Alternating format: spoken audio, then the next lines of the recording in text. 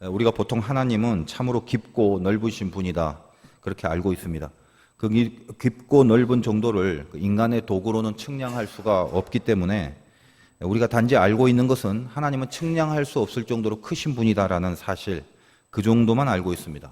또 하나, 그 하나님의 깊이와 넓이가 인간이 잴 수 없는 그런 광활함이 있는 참으로 크신 분이다라는 것을 믿습니까? 라고 물으면 아마 거의 다 고민하지 않고 아멘 이렇게 인정을 할 것입니다. 우리가 잴 수 있고 또 우리가 가늠할 수 있을 정도라면 이미 그것은 그 신의 위치가 아닌 거죠. 그러면 우리가 그 하나님의 깊고 넓으심을 진짜 믿는다면, 내가 그것을 진짜로 믿고 있다는 내 믿음의 증거로 내가 고백할 수 있는 내용이 무엇이어야 되는가? 정말 하나님의 깊이와 넓이의 광대함을 정말로 믿고 인정한다면 내가 지금 하나님과 관계하고 있는 내 인생의 어떤 관이 분명히 세워져야 될 게 있는데 그게 무엇이냐 하는 것, 이것을 오늘 말씀 가운데 살펴보도록 하겠습니다. 그것을 설명하기 전에 제가 여러 번 언급을 해드렸지만 그 하나님의 크심이 적어도 어느 정도인가를 우리는 일상과 현실 속에서 늘 잊고 살아가는데, 여러 번 이 땅에 또 우주와 지구에 대한 얘기를 제가 말씀드렸다시피 잠깐 이 시간에도 다시 한번 여러분이 한 실감할 정도만 지금 우리 위치를 다시 한번 진단을 해보겠습니다. 저희가 지금 편안하게 앉아있는 이곳은 인천 동구 화수동의 한 언덕 위에 있는 성전입니다. 그런데 그것은 대한민국에 있고 대한민국은 아시아라는 곳에 속합니다.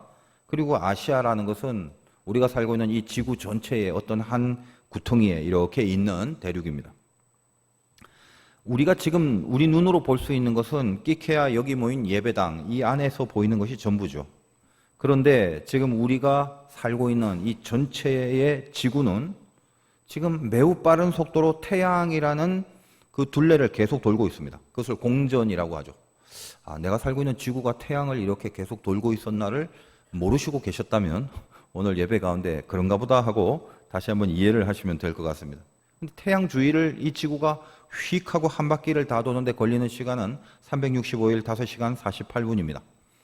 태양 주위를 돈다는 게 참 멀지요. 그러니까 365일이나 걸리는 것 아니겠습니까? 이 큰 지구가 그렇게 오랫동안 걸려서 도니까 그게 천천히 도는 것 같겠지만 실제로는 무지하게 빨리 돌고 있는데 그 속도가 어느 정도냐? 째깍하는 1초에 27km를 가는 속도입니다. 그러니까 여기서부터 째깍 1초 만에 어딜 가냐면 여의도까지 가 있는 속도란 말이에요. 지금 이런 속도로 돌고 있습니다. 근데 참 신기하죠. 여러분은 그 위에 지금 타고 있는데 멀미 하나 안 하고 잘 앉아 있다는 사실입니다. 근데 그것만이 아니라 지구는 또 스스로가 자체적으로 회전을 합니다. 이건 자전이라고 하는데 평균 1초에 한 500m를 가는 거리입니다. 100m 달리기의 세계 기록 보유자인 우사인 볼트가 100m를 9.58에 끊습니다. 거의 치타 정도의 속도인데 우리는 지금 이 지구가 1초에 500m 그렇게 자체 회전을 계속하면서 동시에 1초에 27km를 가는 속도로 태양의 둘레를 빠르게 돌고 있습니다. 지금 우리들이 이렇게 앉아 있다는 거, 이게 신비죠. 여러분이야 신비든 아니든 그냥 내 앞에 맛있는 게 있으면 그게 제일 행복하고 또 그게 나에게 기쁨을 줍니다만 얼마나 커다란 신비 속에 우리가 지금 놓여 있습니까? 우리가 하늘의 별들을 봤을 때 저 우주에 있는 별들이 19세기만 해도 사람의 눈으로 볼 수 있는 게 한 6,000개 정도였습니다. 그런데 그 후에 과학이 발달해서 허블 망원경이라는 게 발견되는데 그 허블 망원경이 발명되고 나서 1990년도에 우주로 쏘아 올립니다. 그러니까 우주를 도는 망원경이란 말이에요. 지금도 우주에서 근무하고 있습니다. 그 망원경이. 그것으로 우리 은하계 안에 별들을 이렇게 봤는데 별들이 몇 개냐면 10의 11승입니다. 10의 11승은 몇 개냐면 10 곱하기 10 곱하기 10 곱하기 해서 10이 11번을 곱해지는 거예요. 수천억의 단위인데 그러면 이 천억 대의 단위라는 게 어느 정도냐라고 했을 때 여러분이 예를 들어 10억을 세라 그러면 얼만큼 걸리냐 하면 평생을 세도 10억을 못 셉니다. 그럴 리가요. 10억 많이 들어봤는데 100억도 셀 수 있을 것 같은데. 근데 한번 의심이 나면 세보십시오. 1, 2, 3, 4, 5, 6 이렇게 세다가 100, 200, 300, 312, 313 세다가 12만 5,674, 12만 5,675, 12만 5,676 이런 식으로 한번 쭉 해서 10억을 세보시라고요. 평생 세도 다 못 셉니다. 그런데 10의 11승, 수천억 개의 별이 은하계 가운데 있습니다. 우리가 익숙하게 수성, 금성, 화성, 태양 뭐 이렇게 말하는 그런 행성들이 있는 게 우리가 속해 있는 은하계인데, 지금 이 은하계 안에 10의 11승의 별이 있는데, 근데 이 은하계라는 게 크기가 얼마냐 하면 약간 타원형으로 되어 있는데, 이쪽 끝에서 이쪽 끝까지 빛의 속도로 날아갈 때 얼마나 걸리는 거리냐. 여러분, 빛의 속도라는 것은 세계에서 제일 빠른 속도죠. 째깍 1초에 지구를 7바퀴 반을 도는 속도인데, 그래서 후라시를 여기서 딱 키면 저 멀리 있는 사람도 후라시를 키자마자 그 빛을 보게 되는 게 그만큼 빛의 속도가 빠르기 때문이거든요.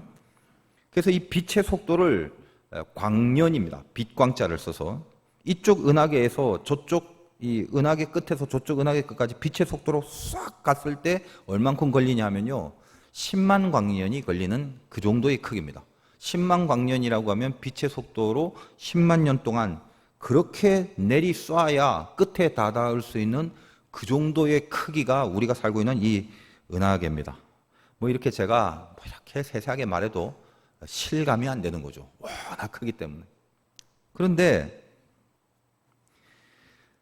그 정도의 큰 은하계가 우리 은하계 말고 여러 개가 있습니다. 우리 눈으로 관측할 수 있는 이 정도 크기의 은하계가 이 우주에 몇 개가 있냐면, 이것도 역시 은하계 안에 10의 11승처럼 이런 은하계가 또 10의 11승계가 있다는 거예요, 이 우주에. 근데 그것도 그냥 과학의 힘을 빌어서 인간의 관측이 가능한 범위 내에서의 크기가 그 정도입니다. 이 거대한 우주에서 인간의 관측의 범위라고 해봤자 결국 5%도 안 되는 그 작고 미약한 부분인저도 우리는 상상할 수도 없고 실감도 안 되며 측량이라는 측자란 말도 할 수 없을 정도로 거대한 곳에 우리가 지금 살고 있는 것입니다. 그냥 뭐랄까, 산다는 게 신비 덩어리죠. 조금만 생각이 깊고 조금만 지능이 높은 사람은 이 거대한 이 위대하고 거대한 측량할 수 없는 이 광활함 앞에 정말로 작아지는, 그 크신 하나님 앞에 내가 정말 아무것도 아니다라는 참으로 깊은 겸허함이 생길 수밖에 없는 거죠. 여러분이 지금 그런 곳에서 사는 신비 덩어리라는 걸 꼭 명심하십시오. 그리고 아웅다웅 싸우지 마십시오. 굉장히 쪽팔리는 일이죠. 이 엄청난 세상 속에 지금 우리가 뭐라고요? 제가 대자연을 좋아하는 이유 중에 하나가, 다른 사람 모르겠습니다만 전 개인적으로 그래요. 대자연을 보면 이렇게 즉각 느껴지는 것이 창조주 하나님의 어떤 거대함, 여기에 그 압도되는 느낌 때문입니다. 제가 몇 년 전에 우리 교회 이제 젊은 부부 집에 신방을 갔는데, 그 집에 이제 딸을 하나 놓고 그 아이가 얼마나 사랑스러운지 아이를 위해서 방을 잘 꾸며 놓았습니다. 직접 이제 신방을 가보니까 그 아이의 방이 그 우리 집에 있는 제 서재 방의 4배 정도가 된 큰 방 하나. 그 온통 그 딸 하나를 위해서 방으로 다 꾸며 놨어요. 뭐 오만 책들, 장난감, 아무튼 거의 백화점 수준이에요. 그 작은 아기가 뭐 그거 다 누려보고, 야, 내 방 엄청 크네. 이렇게 크다니 너무 좋아. 막 그러면서 느끼면서 거기 있겠습니까? 단지 그냥 부모의 사랑 때문에 그 필요도 없는 큰 공간을 그 애한테 다 준 거거든요. 그래서 내가 이제 그 애기 하나 더 낳으라고 하니까 그 아빠가 하는 말이, 이 아이 한 명에게만 사랑을 주고 살 거라고, 둘째는 안 낳겠다고 뭐 그랬대요. 얼마나 사랑하는지 막 그 마음이 느껴지지 않습니까? 근데 이게 물론 비교는 안 되겠지만 원리가 비슷하죠. 하나님이 우리를 향하여 갖고 있는 그 크신 사랑의 원리, 그 사랑이 얼마나 큰지 측량할 수 없는 이 광활한 우주를 세팅하신 거단 말이에요. 느끼세요? 그 원리입니다. 그 원리. 물론 이제 그 후에 그 집이 둘째를 낳게 되었어요. 요즘 보니까 뭐 둘째를 더 이뻐하는 것 같더라고요. 여러분, 제가 가끔 이렇게 젊은 친구들, 부부들 보면 무조건 하나 더 낳으라고. 한 명 낳은 가정 2명 낳으라고 그러고, 2명이면 3명 낳으라고 그러고, 3명이면 아무래도 애 낳는 달란트가 있으니까 4명 낳으라고. 뭐 그러면서 이렇게 권면을 합니다. 예전에는 못 먹고 못 살아서 애 낳고 나서 한 1년 키워보고 안 죽으면 호적에 올리고 그랬잖아요. 근데 요즘은 세상 참 좋아져서 애를 낳으니까 나라에서 돈을 주고 그러더라고요. 지금 이게 심각합니다. OECD 국가 중에 한국이 저출산율 1위예요. 지금 이슬람 국가들은 막 애들을 막 낳고 있는데, 그래서 예전에 이 목사님들이 우스갯소리로 했던 그 말이 있지 않습니까? 그게 진리가 돼버렸어요. 전도 못할 거면 애라도 낳으라고. 여러분, 애 3명 낳은 사람들은 전도 안 해도 봐줄게요. 이제는 글로벌 시대, 그래서 지구 어디라도 가서 살 수 있는 환경이기 때문에 옛날에 무슨 땅이 좁아서 인구 밀도가 높아서 안 낳겠다. 이젠 그런 게 이유가 안 됩니다. 그리고 여러분들 그 젊은 부부들 이렇게 시골을 잘 공략하세요. 제 생각에 20년만 지나면 시골의 땅값이 무지하게 오릅니다. 이제는 애를 낳는 거 이거 신앙이에요. 혹시 이제 뭐 이 중에 결혼 안 한 뭐 이모나 고모나 있으면 아무튼 지는 결혼 안 하더라도 빨리 그 집에서 조카들 많이 낳으라고 내가 다 봐줄 테니까 염려 말고 걱정 말고 애 더 낳으라고 뭐 그렇게 권면하면서 살아주시길 바래요. 결혼도 안 할 거면 그렇게라도 생산에 도움이 돼줘야 된다는 거예요. 여하간 제가 다시 아까로 돌아가서 여러분이 하나님의 깊고 넓으심을 정말 믿는다면 하나님의 섭리 안에 있는 내 인생의 개념, 섭리 안에 있다는 게 과연 뭐냐? 그 깊고 넓으신 하나님 안에 있다는 게 뭐냐? 그 인생에 대한 개념을 분명히 잡고 있어야 되는 거죠. 신자의 삶이라는 건 알다시피 하나님을 이해하면서 살아가는 게 아니라 하나님을 믿으면서 살아가는 것이다라는 이 사실을 분명히 해야 됩니다. 하나님이 우리를 인도하실 때 뭐 복잡하게 다 설명해주고 이끌어 가시지 않습니다. 오늘 말씀 제목이 이해로 설득하지 않으시는 하나님이잖아요. 신앙 인생을 살면서 이해가 안 되는 부분이 사실은 훨씬 더 많습니다. 하나님이 만약에 모든 것을 다 조목조목 설명하시면서 우리 인생을 끌어가신다면 우리는 그 설명의 1000분의 1도 듣기 전에 우리 뇌가 다 터져버렸을 거예요. 그렇지 않겠습니까? 제가 아주 어렸을 때 예전에도 뭐 이런 말씀 몇 번 드린 적이 있는데 가족들이 놀러 갔다가 여름인데 그 길에서 파는 무슨 아이스크림을 아버지가 사주셨어요. 당시에 그 아이스크림이라는 게 얼마나 귀하고 또 맛있어요. 누나하고 나하고 이제 가족들이 다 좋다고 들고 가다가 금방 아버지가 그거 빨리 버리라고 그러는 거예요. 제가 그때 동대문구 휘경동에서 태어나서 그 휘경동에서 살 때 일이었으니까 한 4살 때 정도 된 것 같아요. 근데 그때 제 어린 생각에는 이거 지금 왜 버리냐 이거예요. 이 귀한 걸. 근데 누나는 아빠 말을 잘 듣는 거예요. 버리라니까 즉각 버리더라고요. 근데 저는 그거 못 버리겠어요. 왜 버려 이거를. 근데 이제 아빠가 화를 내기 시작하는 거예요. 빨리 버리라고 먹지 말라고. 그러니까 이게 속으로 어떻게 하지? 이거 막 화는 내는데 먹고는 싶고 그래서 막 급히 그냥 입안에 집어넣고 통째로 다 먹어버리려고 막 집어넣다가 그거 뺏겨서 결국 버리고 혼나서 울던 기억이 납니다. 그때 그게 얼마나 억울한지 그 4살 때인데 굉장히 선명해요. 그게 왜 버리라고 했겠어요? 뻔하죠. 아버지가 먹어보니까 뭔가 상했겠죠. 그러면 그것을 4살 된 저에게 어떻게 설명을 시켜야 되겠습니까? 예를 들면 아버님이 저한테 4살 된 저한테 용도가 그 아이스크림은 상했기 때문에 노로바이러스에 감염될 위험이 있단다. 그 바이러스의 입자는 27에서 40 나노미터이고 나노미터란 미터의 10억분의 1을 말한다. 잠복기는 평균 24시간에서 48시간인데 그 후에 오심, 구토, 설사 등의 증상이 나타난다. 검사할 때는 노로바이러스의 중합효소 연쇄 반응, 즉 PCR을 시행하여 바이러스 핵산을 검출하거나 효소 면역법, 즉 ELISA라고는 바이러스 유사 입자를 검출하여 확인한단다. 이래야 되겠어요? 그렇게 말한들 내가 그걸 이해되겠어요? 그렇게 말하니까 맞습니다 하고 버리겠어요? 그냥 버려. 그 한마디죠. 그게 나에게 가장 적합한 거죠. 그래도 고집을 피우니까 뺏어서 버리게 하시는 거 아니겠습니까? 잘 생각해 보세요. 여러분 우리가 똑똑한 사람이 아니라는 걸 제발 인정 좀 하세요. 혹시 모르겠다면 빨리 가서 IQ 검사부터 해보십시오. 우리는 정말 어리석다는 걸 하나님 앞에 분명히 이해를 해야 되는데 왜 그렇게 본인의 어리석음을 모르고 끝까지 그렇게 자기가 다 아는 것처럼 사는지 모르겠어요. 내가 해석을 해야 되고 내가 이해가 안 되면 용납이 안 되고 수긍이 안 되는 인생을 우리는 계속 살죠. 여러분 고집은 성격이 아니라 머리, 지능의 문제라는 걸 아셔야 됩니다. 여러분 하나님은 우리를 이해시키고 끌고 가지 않아요. 경험해 보셨습니까? 뭘 알고 살아야 돼요? 하나님은 이해로 설득시키지 않으시는 분이다. 그럼 어떻게 해요? 우리의 인생과 운명부터 확 끌어가 버리시고 나중에 그 운명과 인생에 대해서 이해를 시키는 거예요. 지금 여러분이 이해할 수 없는 이해가 안 되는 고난 중에 있을 것입니다. 당한 사람도 있고 지금 당한 사람도 있고 앞으로도 당할 일들이 분명히 있어요. 절대 이해가 안 되는 시간들, 사건들, 문제들 그것이 도처에 널려져 있습니다.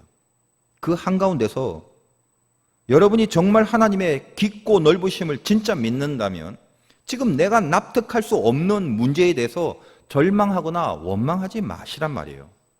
사람이 절망이나 특별히 원망이라는 게 왜 치명적인 죄성인가 하면 무조건 감사를 상실케 하기 때문이에요. 감사가 뭐냐? 세상에 물결이 흐르고 있는데 이것은 감사에 대한 저의 정의입니다. 세상에 흐르는 물결 가운데 하나님의 선한 약속의 땅을 건너가게 하는 징검다리, 그걸 저는 감사라고 그래요. 그래서 그 징검다리를 하나씩 하나씩 밟잖아요. 여러분 시골 살 때 그 징검다리 얼마나 잘 밟고 가셨어요? 세상 물결은 밑에서 흐르고 있는데 감사라는 징검다리, 감사, 또 감사, 저기 감사, 감사. 그렇게 그 감사들이 하나씩 하나씩 고백되는 시간들, 그게 징검다리를 밟는 순간들입니다. 근데 그걸 안 밟으면, 다른 걸 밟아버리면 세상 물결 속에 빠져서 방향 잃고 허우적거리게 됩니다. 여러분 혹시 주변을 한번 보세요. 가슴 속에 막 감사가 고백되는데 그런 사람이 방황하고 헤매고 휘청거리는 인생 봤습니까? 저는 못 봤어요. 아무리 힘들어도 감사가 있는 사람은 그 징검다리를 세상 물결과 고난 속에서 하나씩 하나씩 밟아서 결국은 약속의 땅을 디딛게 되더라는 거예요. 사람이 감사를 잃어버리는 순간 방향 잃어버립니다. 감사를 찾는 순간 어디를 가야 되는가라는 그 작은 징검다리가 길을 열어주고 그 길이 보이게 돼 있단 말이에요. 감사 없이 길 찾을 생각하지 마십시오. 여러분이 방황하고 있는 사람이 있다면 감사가 다 없어져 버렸다라고 판단하시면 바로 정답입니다. 그래서 원망과 절망이라는 건 우리로 하여금 결국 감사를 없애버리게 하기 위하여 그렇게 우리에게 작용을 하고 있기 때문에 하나님의 길을 못 가게 만드는 것이죠. 몇 번 제가 이제 말씀드린 내용인데 몇 년 전에 제가 이제 칠레에서 큰 수술을 하지 않았습니까? 그래서 병원 근처에 작은 한인 민박집 알게 돼서 거기 머물면서 병원에 이제 통근 치료를 받고 있었습니다. 첫날에 들어가서 밥을 먹는데 제가 원래 이제 외국에 가면 막 길거리 음식도 잘 먹고 외국에 가면 한국 음식을 아예 안 먹는 게 나름대로 나름대로 제 그 원칙인데 사람이 아프니까 이거 어쩔 수 없더라고요. 갑자기 막 고국의 음식, 한국의 음식 막 이런 게 그리워지는데 그 병원에서 먹는 게 그 맨날 뭐 말라 비틀어진 빵 쪼가리에 막 불량식품 젤리 막 이런 거나 먹고 있으니까 그 입원회에 있는 동안 정말 죽겠더라고요. 근데 민박을 하면서 한국 음식, 한국 민박집이니까 거기 뭐 미역국, 쓰레기국 이런 게 얼마나 맛있는지 나는 멸치가 막 그렇게 맛있는 줄 몰랐어요. 또 허겁지겁 감사하게 이제 첫날 먹고 있는데 그 민박하는 주인집 아줌마가 저를 이렇게 안 돼 보이는지 뭐 그때 이제 수술하니까 초췌하고 아직 배에도 뭘 꽂고 있는 막 그런 상태였거든요. 옆에서 이렇게 많이 보고 있더라고요. 그 제가 이제 기도하면서 먹었으니까 제 기독교인인 줄, 교회 다닌 줄 알 거 아니에요. 근데 옆에 탁자 위에 조그만 사진에 한 잘생긴 남자, 젊은 청년이 있어서 제가 이제 밥을 먹으면서 아줌마한테 누구냐 그랬더니 외동 아들이래요. 그래서 참 잘생겼네요. 지금 어디 있습니까? 그랬더니 숙연한 표정으로 하늘나라에 있다고 그렇게 얘기를 하는 거예요. 이제 그러면서 이야기를 하는데 자기 남편은 강남에서 한의사였고 자기는 또 강남에서 사채를 하는 사람이었대요. 그러니까 집도 부자고 남부럽지 않게 살았는데 하나뿐인 아들, 외동 아들이 예수님에게 미쳐서 맨날 교회 가라고 자기한테 예수 믿으라고 그렇게 전도를 했다는 거예요.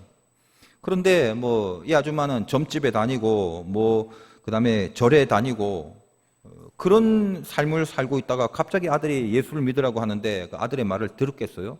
안 듣고 살았는데 그렇게 믿음 좋았던 아들이 프랑스로 유학을 가서 어느 날 교통사고를 당해서 그 자리에서 즉사를 했다는 거예요.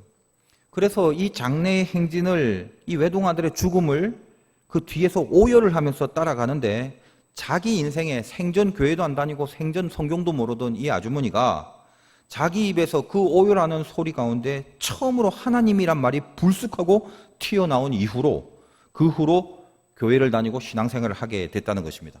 그리고 지금은 한국에서 있는 모든 것을 다 정리하고 여기까지 와서 이 나그네와 손님들을 섬기면서 그리고 그 옆에 이제 근처에 한인교회가 있는데 그 한인교회를 열심히 섬기면서 여생을 그렇게 보내려고 여기 왔다는 겁니다. 그래서 제가 이제 밥을 먹으면서 그분에게는 굉장히 심각한 이야기인데도 그때는 저는 제가 심각한 게 밥이기 때문에 계속 맛있어서 막 국에 말아서 먹으면서 그걸 들었어요. 아줌마는 쳐다보지도 않고. 근데 그냥 그걸 들으면서 가슴에 감동이 되는 말이 있어서 그 가슴에 감동이 되는 말을 술술 했습니다. 뻔한 것 아니겠습니까? 예수님의 십자가와 부활이고 그 집에 적용되는 그 천국에 대한 이야기. 그냥 제 마음속에 이렇게 확 도는 제가 전공이잖아요. 그런 게. 그래서 나는 듣자마자 그 사건의 의미가 그냥 내 속에 감동으로 이렇게 나오더라고요. 어떤 의미가 있는지. 그래서 아들의 죽음이 결코 헛되지 않다라는 것을 그냥 쭉 밥을 먹으면서 말씀을 드리고, 이건 맛있어서 밥 한 그릇 더 달라고 하면서 이렇게 보는데 아줌마의 얼굴에 막 눈물이 막 주르르르 계속 흐르고 있는 거예요. 그러면서 하는 말이 이제 그때부터는 저를 선생님이라고 부르더라고요. 제가 아들을 잃은 지 10수년이 지나서 하나님을 믿고 살아가는 인생이 되었지만 이제서야 아들의 죽음에 대해서 처음으로 확실하게 이해를 하게 되었다고 그렇게 고백을 하는 거예요.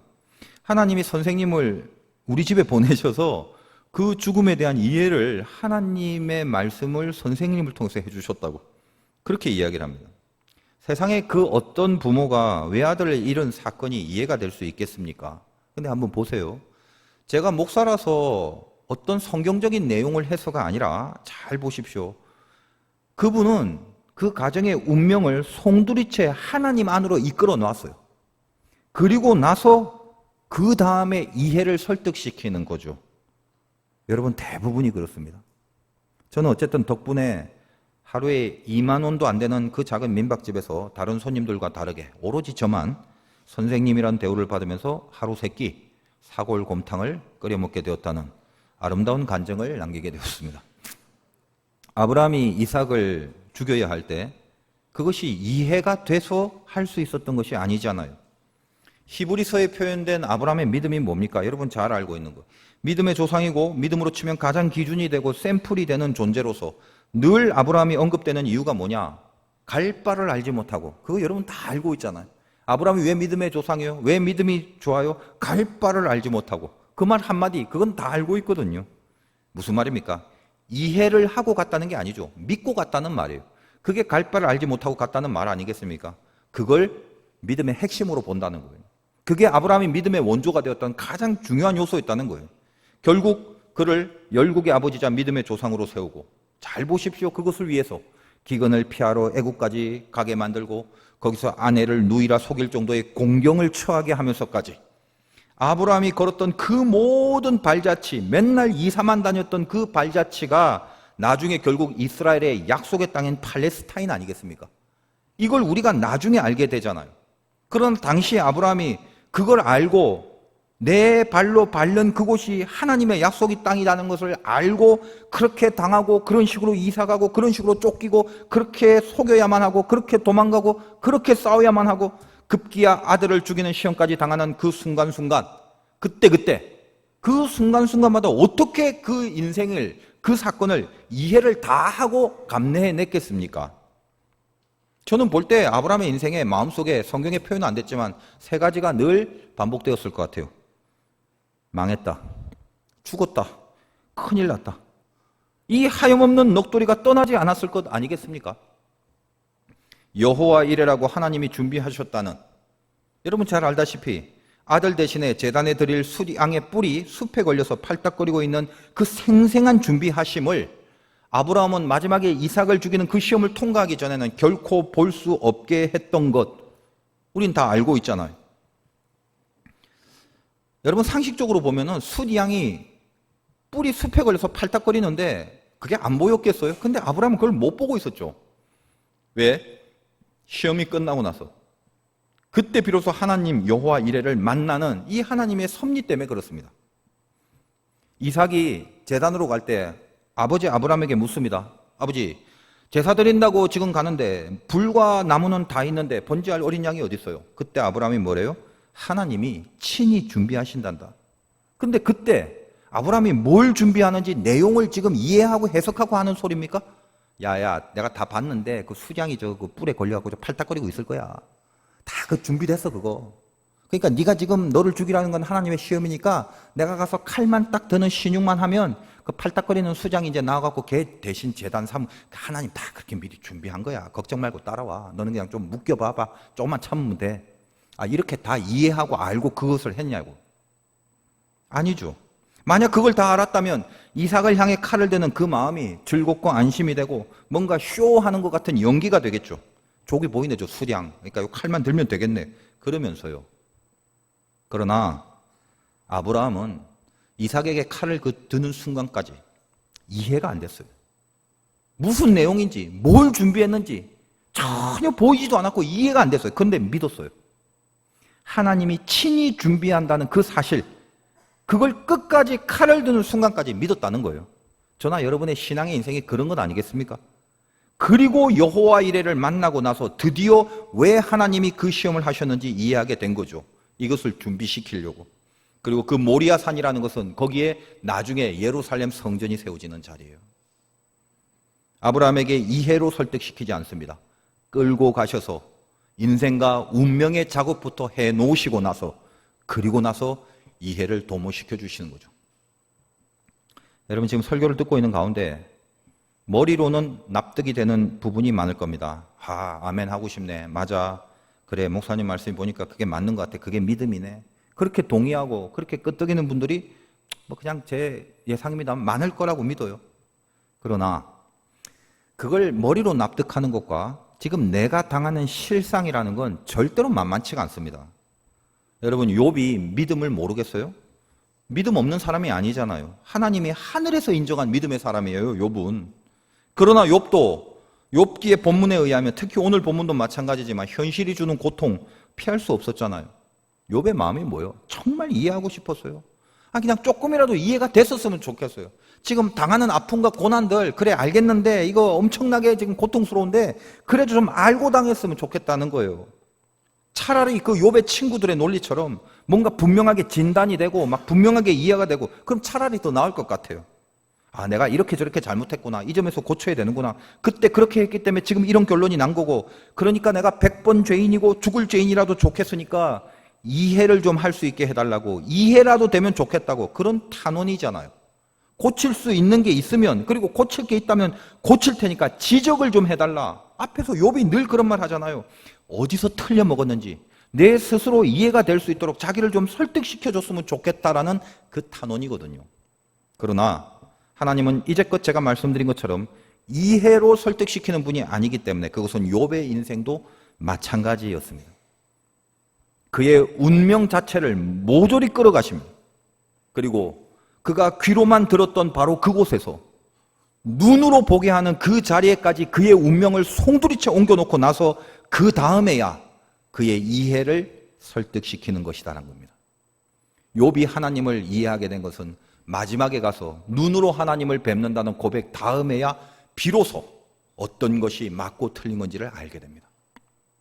오늘 본문에 욥이 그의 운명을 설득당하는 과정에서 그리고 아직 운명은 이끌림을 받고 있다는 걸 믿고는 있는데 그 이끌림을 받는 과정 가운데 뭐든지 하나하나가 이해가 되지 않는 운명이 설득되는 과정 가운데 이해가 설득되지 않는 상황에서 욥은 깊은 탄식을 하지만 그 탄식 속에 욥만이 갖고 있는 간절한 그 믿음의 끈이 무엇이겠는가?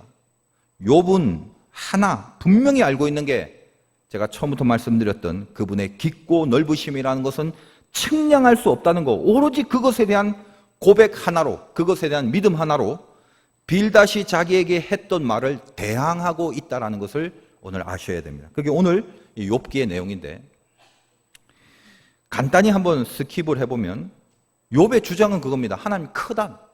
이 크다를 그냥 한마디로 안 하고 줄줄줄줄 나열을 합니다. 3절 잠깐 볼까요? 빨리 볼 테니까 빨리 눈으로 따라오시면 좋겠습니다. 사람이 하나님께 변론하기를 좋아할지라도 첫마디에 한마디도 대답하지 못하리라. 하나님 크단 말이죠. 인간이 아무리 말을 잘해도 하나님 어떻게 당하냐. 5절 그가 진노하심으로 산을 무너뜨리며 옮기실지라도 산이 깨닫지 못한다.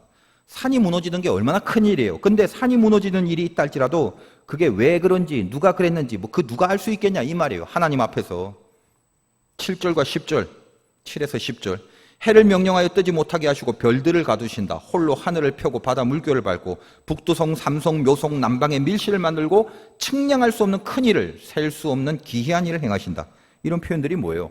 여기 북두성 삼성 묘성 이거 별자리 이름입니다. 여러분 알다시피 큰 곰자리 오리온자리 그런 거예요. 그러니까 이런 모든 커다란 우주, 이 우주를 우리가 측량할 수 있냔 말이죠. 12절 하나님이 빼앗으시면 누가 막을 수 있고 무엇을 하시나이까 하고 누가 물을 수 있으랴. 하나님이 빼앗아 버리는 걸 누가 막겠냐 이거요. 하나님이 크신 분인데 아니 하나님 왜 그래요? 라고 물어볼 수 있겠냐 이 말이에요.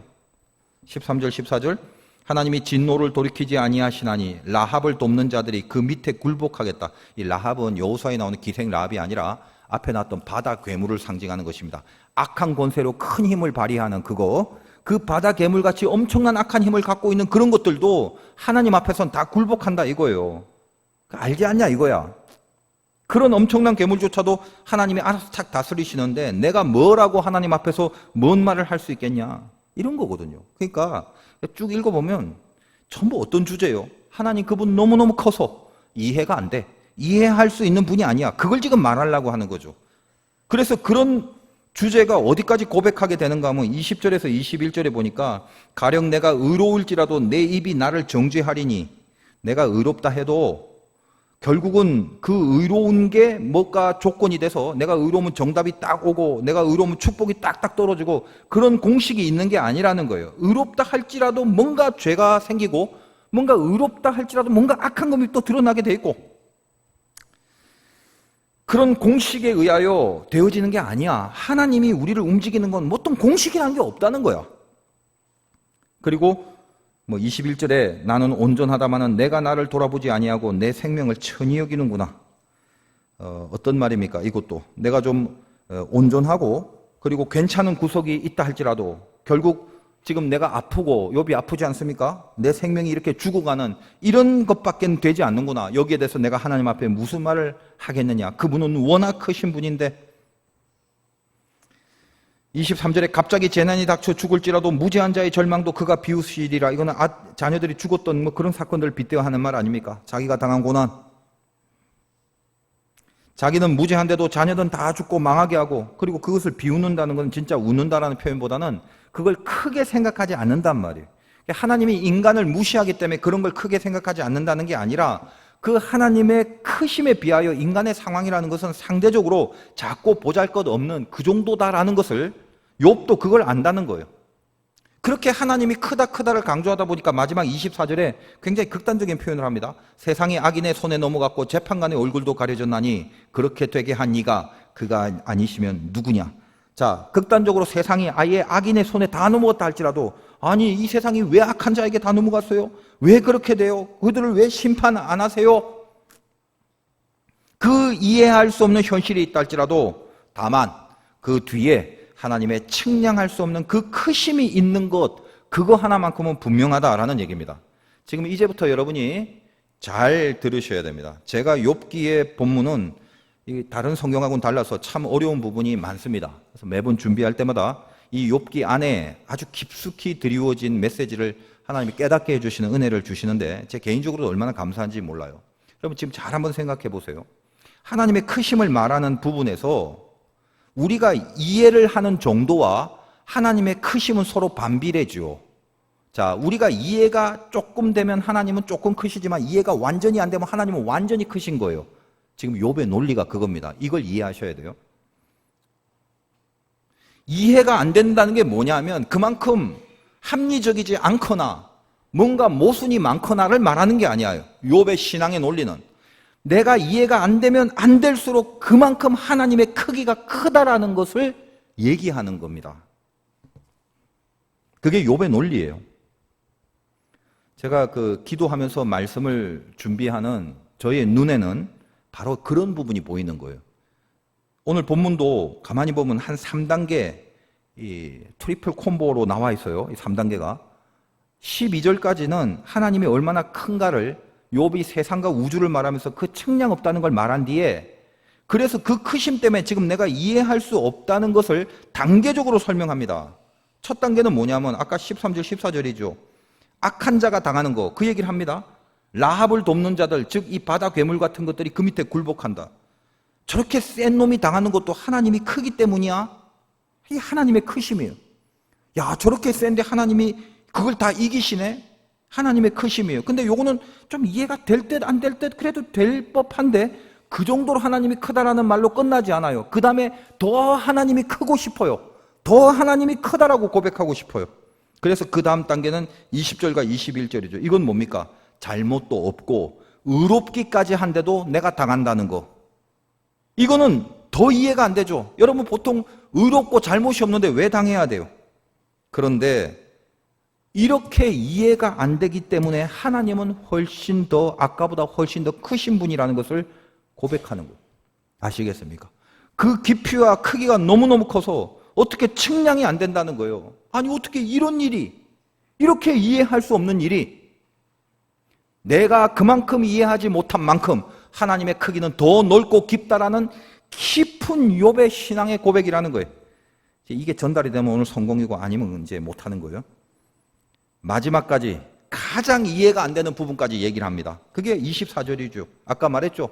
세상이 다 악해지고 악이 판을 치는데도 심판도 안 하고 그런 거 보니까 너무너무 이해가 안 되는 거죠. 그런데 욥의 신앙은 뭐죠? 그렇게 이해가 완전 안 되는 만큼 하나님은 너무너무너무 완전, 더 말할 것도 없이 완전 크신 존재라는 그 말을 지금 하고 싶은 거예요. 이게 이 탄원 속에 서려 있는 욥의 깊은 신앙의 고백이에요. 제가 욥기를 설교할 때는 여러분 이해하셔야 될 부분이 있습니다. 시중에서 일반적으로 욥을 다루는 그 어떤 설명과 그 어떤 설교와도 다르다고 했습니다. 여러분은 시중에 있는 것을 살펴보지 않기 때문에 얼마나 다른지를 모를 것입니다만, 혹시 제가 말씀드리는 것은 제가 하는 해석이 다 맞는 것은 아닐 것이지만 적어도 저에게 주시는 성령의 감동은 이 일반적인 욥기에 대한 해석과는 다른 차원에서 시작했다는 것을 저는 여러 번 말씀드렸습니다. 대부분 욥을 나약하게 바라보고 욥의 인간됨을 인정하면서 욥도 인간 아니야, 우리 인간 아니야, 그래서 우리와 같은 연약한 욥에 대해서 하나의 동정을 가지면서 결론을 짓게 하지 않으신다는 거예요. 적어도 저에게는.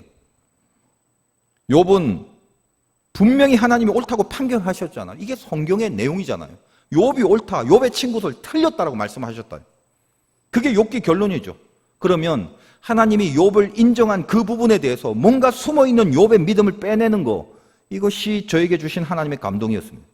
욥은 하나님을 알아요. 그 크고 넓으심에 대한 욥의 믿음, 그건 너무나도 분명했습니다. 그분은 이해를 시키면서 설득하지 않으시는 하나님이었다는 거예요. 아니, 이해로 설득되지 않는 인간의 한계를 분명히 알고 있는 욥이었단 말입니다.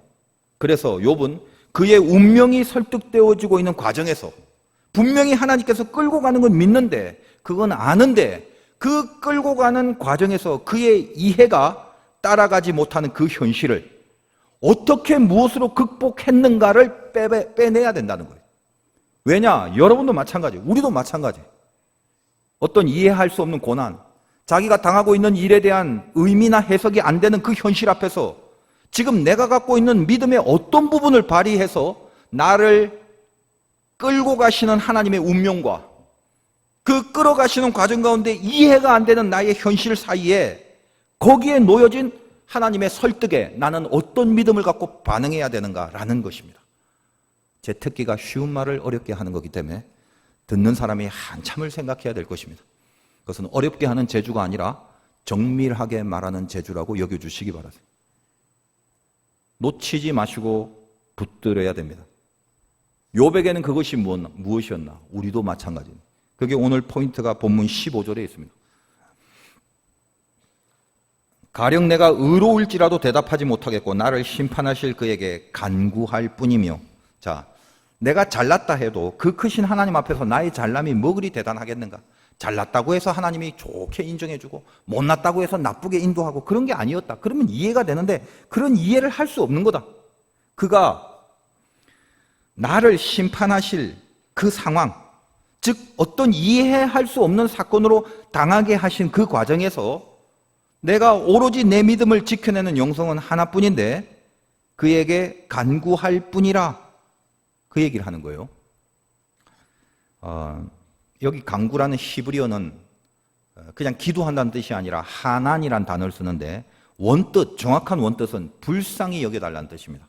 다른 말로 자비를 호소한다는 뜻을 가진 히브리어 하난, 이게 지금 여기에 있는 간구할 뿐이며 라는 그 말입니다. 여러분, 오늘 설교를 통해서 운명부터 이끌어 옮기시고 나서 우리의 이해를 그 다음에 설득시키는 이 하나님에 대해서 묵상을 했어요. 알겠다. 들어보니까 참 그럴 수밖에 없는 그 하나님의 크심, 우리를 다 이해시킬 수 없을 정도로 워낙 크신 그분, 그 크기, 그 광대함, 그거 인정한다. 그런데 그 사이에서, 다시 말하여 하나님은 나를 이끌어 가시는 건 분명한데 이끌어 가시는 과정 내가 이해가 안 되는, 그래서 느끼는 고난과 통증, 그것을 감내하는 과정에서 내가 만약에 뭔가를 발휘해야 될 믿음의 내용이 하나도 없이 그냥 그것을 그대로 방치만 하고 있다면, 내가 발휘해야 하는 그 어떤 것이 하나도 없다면, 그럼 내가 이렇게 인도함을 받아 누리는 이 과정 속에서 이해하지 못하고 있을 때 내가 할 수 있는 게 뭐란 말이냐 이거죠. 네가 발휘해야 될 믿음이 그 어떤 것도 없다가 아니라 욥은 우리에게 이야기합니다. 어떤 경우라 할지라도 간구할 뿐이니라. 다시 말해서 하난. 이것이 욥이 그 과정 속에서 자기를 지키는 믿음의 내용이었다라는 거예요. 욥은 이 영적 비법을 알고 있습니다. 이런 거예요. 하나님, 이해가 안 돼서 지금 괴롭습니다. 예, 압니다. 하나님 인도하신다고 제가 수없이 들었어요. 이끌고 계시는 거, 나 그거 믿을 거예요. 그런데 이거 이해가 안 돼요. 괴로워요. 좀 지적을 해 주시든가, 이렇게 고치라고 얘기를 좀 해 주시든가. 그러나 하나님 앞에 이해시켜 달라고 할 수도 없고, 그리고 그렇게 설명하셔도 이해가 제가 안 된다는 것도 분명히 압니다. 그렇지만 제 인생과 운명을 송두리째 이끌어 가신 하나님을 내가 분명히 믿고 있기 때문에 제가 지금 당하는 이 아픔, 분명히 믿고 있지만 지금 현장과 현실 속에서 당하는 이 아픔 중에 제가 할 수 있는 건 딱 한 가지인데 그거 하겠습니다. 그게 뭐라고요? 간구합니다. 다시 말하여 하나님, 지금 아파하는 나를 불쌍히 여겨주세요. 그걸로 나가는 거예요. 여러분, 은혜가 뭔지 아세요? 하나님이 나를 불쌍히 여겨주시게 된 거, 그게 은혜입니다. 딴 게 은혜가 아니에요. 야곱이 온갖 고생을 다 하고 외삼촌 집에서도 쫓겨나고 결국은 형 에서의 집으로 돌아올 때 야복강에서 천사와 씨름을 합니다. 식구들 다 보내고 두려워 떨어 형 만나면 죽을 거다라고 벌벌 떨고 있는데 하나님의 천사가 씨름을 거는 거예요. 허벅지에 관절이 부러져 버렸지만 쩔뚝거리면서라도 천사를 끝까지 붙들고 놓치지 않았던 그 일 때문에 야곱은 이스라엘이라는 칭호를 받게 됩니다. 그리고 나서 야곱은 다리를 절면서 야복 건너편에 있는 에서와의 운명적 만남을 갖게 됩니다. 이스라엘이 된 이후 난데없이 에서의 마음이 야곱을 향해서 바뀌어져 버리죠. 하나님의 섭리입니다. 죽이려고 나왔던 에서가 그 야곱을 보는 순간 그를 만나 달려와 맞이하고 성경 표현에 의하면 입 맞추고 그렇게 웁니다. 그리고 나서 야곱이 에서에게 이 말을 합니다. 창세기 33장 11절인데 하나님이 내게 은혜를 베푸셨고 내 소유도 족하오니 청하건대 내가 형님에게 드리는 이 예물을 받으소서. 바로 여기서 하나님이 내게 은혜를 베푸셔서라고 할 때 그 은혜를 베풀다는 단어가 오늘 바로 욥기에 있는 간구할 뿐이라는 하난, 즉 불쌍히 여기셨다는 그 단어입니다. 여러분, 이 야곱의 고백이 뭐예요? 형님, 하나님이 나를 불쌍히 여기셨어요.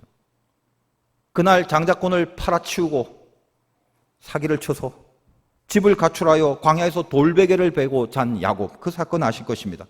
그때 하나님이 야곱에게 약속을 주시고 다시 돌아온다는 그 약속의 운명으로 하나님이 이 자리까지 끌고 오실 때까지 야곱은 왜 가출을 하게 됐으며 왜 형에게 죽음의 위협을 받게 됐으며 왜 돌베개를 벨 수밖에 없는 장자권을 샀는데도 불구하고 더 이렇게 현실이 암울하게 됐는지, 그리고 외삼촌 만났는데 친척한테 사기나 당하고 그 당한 모든 사건을 그때마다 다 이해를 시켜가면서 하나님이 야곱을 여기까지 끌어가지 않았다는 거예요. 그가 다시 아버지 이삭의 집으로 돌아오는 그 운명의 설득을 당하기까지 그의 이해를 설득하지 않으시는 하나님 앞에서 야곱이 발휘한 믿음이 뭐냐? 저를 불쌍히 여겨달라는 그거 하나였다는 거예요. 뼈가 부러지는 아픔 속에서 허벅지의 뼈가 골절이 되는 그 자리에서도 하나님을 붙들고 놓치지 않겠다는 야곱의 처절함, 그것이 간구, 즉 하난, 간구밖에 할 수 없는, 불쌍히 여겨달라고 밖에 할 수 없는 야곱의 믿음이었다 이 말입니다. 그래서 야곱은 이 모든 아픔과 산전수전을 끝나 결국은 쩔뚝거리는 몸으로서 에서를 만나 드디어 믿음의 고백을 하는 첫 마디가 하나님이 내게 하난, 은혜를 베푸셨어요. 하나님이 나를 불쌍히 여겨주셨. 그렇게 시작을 하는 것입니다. 여러분, 우리가 솔직히 욥처럼 의인이 별로 없잖아요. 감히 이 중에 나 잘못 없는데 내가 왜 이렇게 당해야 하나요? 그렇게 떳떳할 수 있는 사람이 몇이나 되겠어요? 지금 잘 보십시오. 내가 죄를 많이 지고 있는 과정에 있든지 여러분 느끼잖아요. 하나님의 자녀면 내 죄의 정도가 지금 상태가 어떤지. 그러니까 죄를 많이 지고 있는 과정이든 아니면 좀 비교적 의로운 과정에 정신 차리고 살아가는 이 과정에 있는 사람이든 15절의 말씀에 다시 보세요. 가령 내가 의로울지라도 대답하지 못하겠고 나를 심판하실 그에게, 요 말을 모아서 이렇게 생각하시면 됩니다. 다시 말해요. 나를 심판하실 그에게 나를 잘했다 판단하시든 비교적 의롭고 있으면, 그리고 상태 안 좋아 있으면 나를 못했다 판단하시든, 내가 어떤 상태에 있든지 간에 하나님의 판단 앞에 섰을 때 내가 해야 될 것은 간구, 그것뿐이라. 한안, 그것뿐이다. 하나님, 나를 불쌍히 여겨주세요. 그것으로 운명이 설득되어 간다는 사실이란 말이에요. 아까 말씀드렸다시피 우리가 인도함을 받아 누리고 있기 때문에 우리는 늘 감사의 징검다리를 밟으며 가야 한다고 그랬습니다. 그러나 연약하니까 휘청거릴 때도 있고 균형 못 잡고 빠질 때도 분명히 있을 거예요. 물에 빠지면 납득이 안 된다고 원망하고 절망하고 옷 다 버렸다고 이제 죽었다고 그렇게 되죠. 그 상태에서 감사하는 마음으로 바로 복귀가 어렵잖아요. 그때 우리가 할 수 있는 영역이 무엇입니까? 오늘 말씀처럼 간구할 뿐이라, 한안, 불쌍히 여겨달라고, 그걸 간구할 수 있다는 것입니다. 여러분 진짜 감사가 뭔지 아세요? 저 깊은 심장 속에서 막 이렇게 뜨겁게 우리하게 우러나오는 감사, 그게 뭔지 아세요? 그 감사? 여름철에 내가 고른 수박이 집에 와서 쪼개보니까 너무 잘 익어서 기분 좋게 하는 그런 감사의 차원이 아니에요. 영혼 깊은 곳에서 뜨겁게 올라오는 것, 그런 감사는요, 제 경험상, 그리고 여러분 모두의 경험상 나를 불쌍히 여겨주시는 하나님을 진하게 느낄 때 그때 우러나옵니다. 하나님이 나를 진짜 불쌍히 여기는 건 그걸 진짜 알 때 거기서 우리하게 나오는 이 감사, 이거는 어떤 것과도 바꿀 수 없는, 어떤 바람에도 넘어가지 않는 그런 감사거든요. 그 감사가 내 방황과 나의 헤맴을 종식시켜 주시는 거예요. 여러분 이해가 안 될 때 있어요. 하나님이 이해로 설득하지 않아서 그렇습니다. 절대로 그렇게 이해로 설득하시는 분이 아닙니다. 왜요? 워낙 크시기 때문에. 너무너무 사랑하시기 때문에. 내 생각이 따라 미치지 못하기 때문에 그래요. 그러나 잊지 마십시오. 여러분이 이해는 안 될지라도 여러분이 자녀로 살아가는 이상 여러분의 운명과 인생에 자신감을 가지십시오. 교만한 말이 아닙니다. 담대하라는 겁니다. 내가 잘나서 담대해지는 것이 아니라 나를 이토록 크게 사랑하시고 나에게 그 크신 하나님이 결국은 운명을 이끌고야 마신다는 그 약속이 있기 때문에 지금도 내 바람대로 안 됐을지 몰라도 징검다리를 건너다가 빠져있는 경우가 있을지라도 여전히 하나님은 우리의 운명과 인생을 모조리 설득시키면서 끌어가고 있다는 중이라는 거예요. 이것이 우리의 담대함입니다. 그분의 인도하심에 대해서 내가 가진 믿음이 약해져 힘들어질 때마다 분명히 알기는 알겠는데, 분명히 믿기는 믿는데 정말 아직은 이해가 안 되는 그 갈등 앞에서 하나님, 오늘 이 욥기의 영적 비법, 고통 속에 있는 나를 한안 불쌍히 여겨주세요. 그 간구 하나가 다시 하나님 앞에 감사를 되찾게 되는 영적인 비법이 되어주실 것입니다. 승리하시기를 주님의 이름으로 축원드립니다.